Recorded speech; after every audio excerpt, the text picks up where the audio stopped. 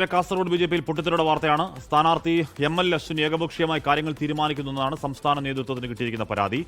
തെരഞ്ഞെടുപ്പ് പ്രചാരണത്തിൽ നിന്ന് വിട്ടുനിന്ന് കോഴിക്കോട് മേഖലാ പ്രസിഡന്റ് അഡ്വക്കേറ്റ് കെ ശ്രീകാന്ത് നിയമസഭാ തെരഞ്ഞെടുപ്പിൽ അഡ്വക്കേറ്റ് കെ ശ്രീകാന്തിന് സീറ്റ് നിഷേധിച്ചിരുന്നു. വിവരങ്ങളുമായി അരുൺ പാറക്കൽ വിവരങ്ങളുമായി ചേരുന്നു. അരുൺ, ആ മേഖല ഈ പറയുന്ന അങ്ങോട്ടും ഇങ്ങോട്ടുള്ള പോരിന്റെയും അങ്ങോട്ടും ഇങ്ങോട്ടുള്ള ഈഗോ പ്രശ്നങ്ങളുടെയും ഒക്കെ ഒരു കൂടാണ്. യഥാർത്ഥത്തിൽ സീറ്റ് നിഷേധിച്ചതല്ലേ പ്രതിഷേധ കാരണം? അരുൺ,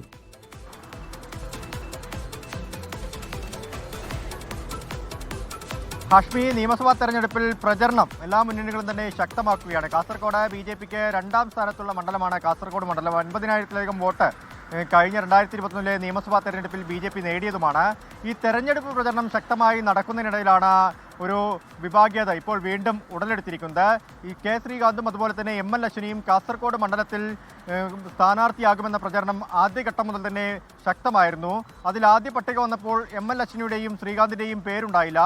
രണ്ടാം പട്ടികയിലാണ് കെ ശ്രീകാന്തിനെ വെട്ടി എം.എൽ. അശ്വിനി സ്ഥാനാർത്ഥിയാവുന്നൊരു സാഹചര്യവും ഉണ്ടായത്. എന്നാൽ അതിനുശേഷം ഈ വിഭാഗീയത ശക്തമാവുന്നു എന്നാണ് നമുക്ക് മനസ്സിലാക്കാൻ സാധിക്കുന്നത്. ഈ അഡ്വക്കേറ്റ് ശ്രീകാന്ത് ഈ തെരഞ്ഞെടുപ്പ് പ്രചരണങ്ങളിൽ ഇപ്പോൾ അദ്ദേഹത്തിൻ്റെ സാന്നിധ്യമില്ല എന്നാണ് മനസ്സിലാക്കാൻ സാധിക്കുന്നത്. ഈ അടുത്തിടെ നടന്ന പ്രചരണ പരിപാടികളിലും ബിജെപി തെരഞ്ഞെടുപ്പ് കമ്മിറ്റി ഓഫീസിൻ്റെ ഉദ്ഘാടനത്തിലും അഡ്വക്കേറ്റ് കെ ശ്രീകാന്ത് വിട്ടുനിൽക്കുന്നൊരു സാഹചര്യമാണ് നിലവിൽ ഉണ്ടായിരിക്കുന്നത്.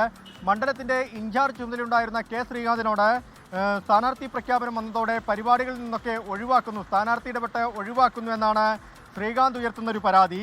സ്ഥാനാർത്ഥി എം.എൽ. അശ്വിനി തൻ്റെ അടുത്ത അനുയായികളെ മാത്രം തെരഞ്ഞെടുപ്പ് ചുമതല ഏൽപ്പിക്കുന്നുവെന്ന ഒരു ആക്ഷേപം കൂടി ഉയർന്നിട്ടുണ്ട്. വലിയ രീതിയിലുള്ള ഒരു പരാതിയാണ് ഉയർന്നിരിക്കുന്നത്. സംസ്ഥാന നേതൃത്വത്തിന് ഇതുമായി ബന്ധപ്പെട്ട ശ്രീകാന്ത് പരാതി നൽകിയെന്നാണ് നമുക്ക് മനസ്സിലാക്കാൻ കഴിയുന്നത്.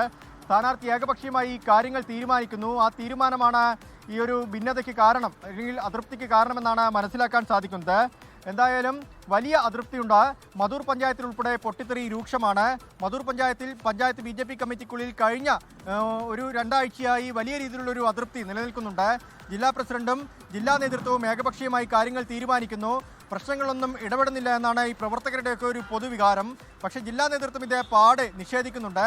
അങ്ങനെ ഒരു പ്രശ്നമില്ല, ജില്ലയിൽ എല്ലാവരും ഒരുമിച്ചാണ് പോകുന്നത്. പ്രത്യേകിച്ച് കാസർഗോഡ് മണ്ഡലത്തിൽ പ്രചരണം ശക്തമായി പോകുന്നു എന്നാണ് സ്ഥാനാർത്ഥി ഉൾപ്പെടെ ചൂണ്ടിക്കാട്ടുന്നത്. പക്ഷേ അതൃപ്തി പുകയുകയാണ്. ഈ വിവാദങ്ങളൊക്കെ തന്നെ പുറത്തേക്ക് വരുന്നുണ്ട്. ഹാഷ്മി, ലോകത്തെവിടെയായാലും ഏത് സമയത്തും 24 വാർത്തകളും ഓഗ്മെന്റഡ് റിയാലിറ്റി പാക്കേജുകളും എക്സ്പ്ലെയിനറുകളും വിശദമായി കാണാൻ ഞങ്ങളുടെ യൂട്യൂബ് ചാനൽ നിങ്ങൾക്ക് സബ്സ്ക്രൈബ് ചെയ്യാം.